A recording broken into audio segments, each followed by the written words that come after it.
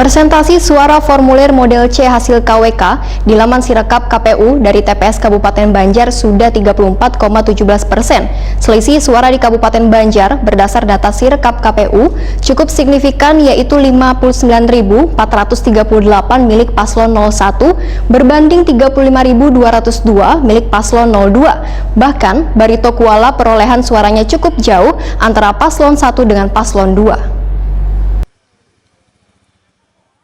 Persentase suara formulir model C hasil KWK di laman Sirekap KPU dari TPS Kabupaten Banjar sudah 34,17%. Selisih suara di Kabupaten Banjar berdasar data Sirekap KPU cukup signifikan, yaitu 59.438 milik paslon 01 berbanding 35.202 milik paslon 02. Secara keseluruhan progres suara di laman Sirekap 5.069 TPS dari 9.069 atau 55,89%. Sedangkan di Batola sudah mencapai 67,20%. Paslon 01 sementara mendapatkan suara 45.294 berbanding 28.053 milik paslon 02. Secara perlahan selisih suara Pilgub Kalimantan Selatan semakin menipis. Masuknya suara Kabupaten Banjar mendongkrak suara Sahbiri Nur Muhyiddin Sabtu 12 Desember 2020. Pengamat politik FISIP Universitas Lambung Mangkurat Setiabudi Wahetakoni Prima TV menyatakan, cukup menarik melihat dinamika Pilgub Kalimantan Selatan 2020 karena menampilkan kontestasi demokrasi yang sangat baik. Bahkan Barito Kuala perolehan suaranya cukup jauh antara paslon 01 dengan paslon 02. Begitu pula dengan Kabupaten Banjar nang Waihinitut menjadi lumbung suara Birinmu. Kemudian Tapinjo menjadi penyumbang suara nang signifikan. Sehingga secara umum paslon 01 Birinmu unggul di beberapa daerah.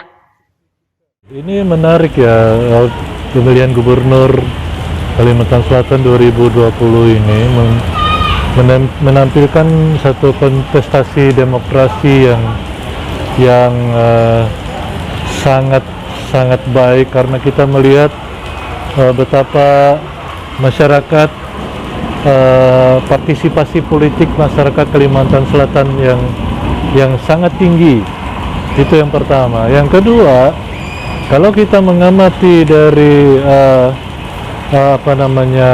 sesudah pemilihan dilakukan, yang tentu saja dalam ini dilakukan dipastikan oleh Komisi Pemilihan Umum Kalimantan Selatan, maka ada beberapa daerah yang menurut saya merupakan wilayah atau zona konservatif di mana dukungan terhadap petahana tidak pernah bergeser. Pembangunan di daerah-daerah itu tentu kita lihat mungkin menurut amatan atau partisipasi masyarakat ada perubahan yang signifikan terhadap pembangunan di daerah-daerah di mana pertahanan mendapat dukungan yang kuat.